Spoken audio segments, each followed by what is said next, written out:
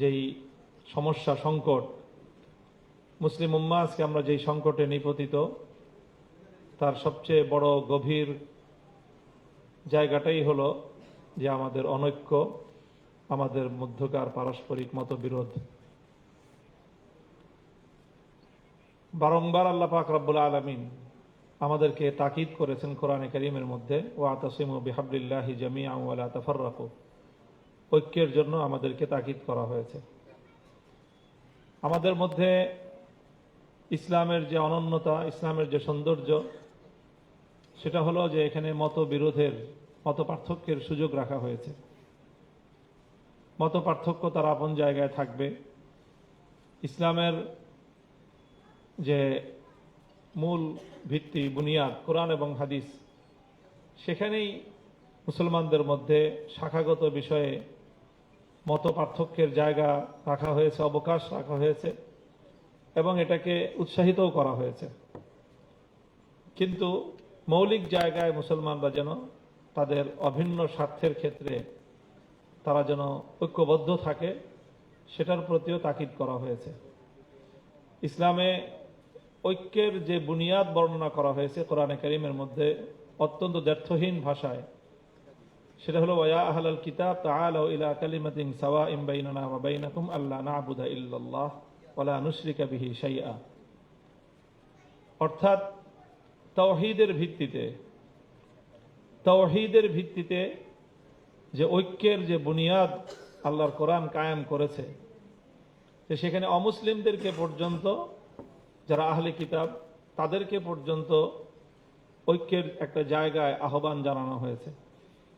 এ থেকে প্রতীয়মান হয় যে যেখানে ঈমানের ভিত্তিতে যাদের মধ্যে কোনো মতভেদ নেই, মত পার্থক্য নেই, আমরা যাদেরকে অন্তত ন্যূনতম ঈমানদার মনে করি, যাদের ব্যাপারে, ঈমানের ব্যাপারে অন্তত আমাদের মত পার্থক্য নেই, সেই জায়গাটায় যদি আমরা ঐক্যবদ্ধ থাকতে না পারি, এর চেয়ে আমাদের জন্য ব্যর্থতা এবং এর চেয়ে আমাদের জন্য দুঃখজনক আর কিছুই হতে পারে না।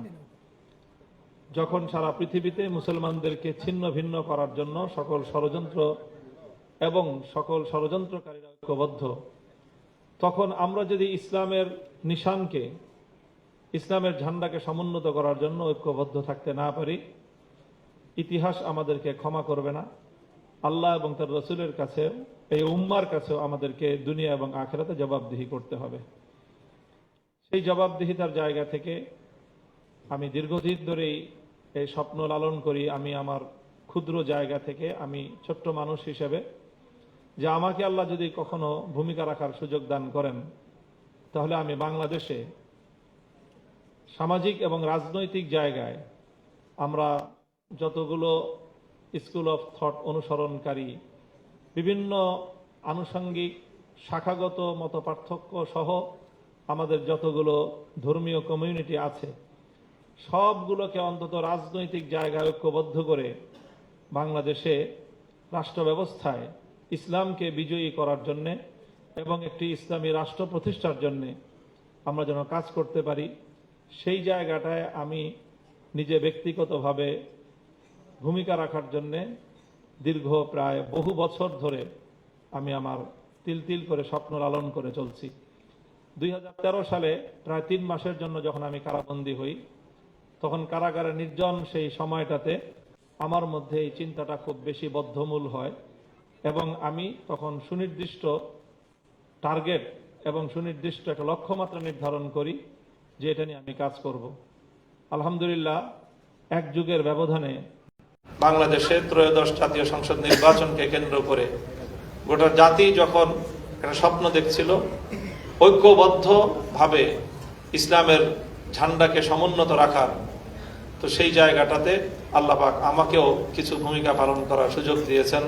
সেজন্য আমি মহান আল্লাহ পাক রব্বুল আলামিনের কাছে শুকরগুজারি আদায় করছি এবং আমাদের এই সম্মিলিত প্রয়াসকে সম্মানিত করে বাংলাদেশ কোরআন শিক্ষা সোসাইটি এটাকে যে উৎসাহিত করলো, সেটার আগামী দিনে যেন আরো নতুন এবং আরো বেশি শক্তিশালী ঐক্যের ভিত আমরা যেন বাংলাদেশে প্রতিষ্ঠিত করতে পারি এবং আমাদের পাশাপাশি অন্য যারা কাজ করছেন তারাও যেন আরো ভালোভাবে আমাদের যতটুকু দুর্বলতা রয়ে গেছে সেটাকেও যেন আমরা ওভারকাম করতে পারি, সেই সহযোগিতার সকলের কাছে আহ্বান এবং আল্লাহ পাক রব্বুল আলামিনের কাছে সেই দোয়া কামনা করে আমি আমার বক্তব্য শেষ করছি।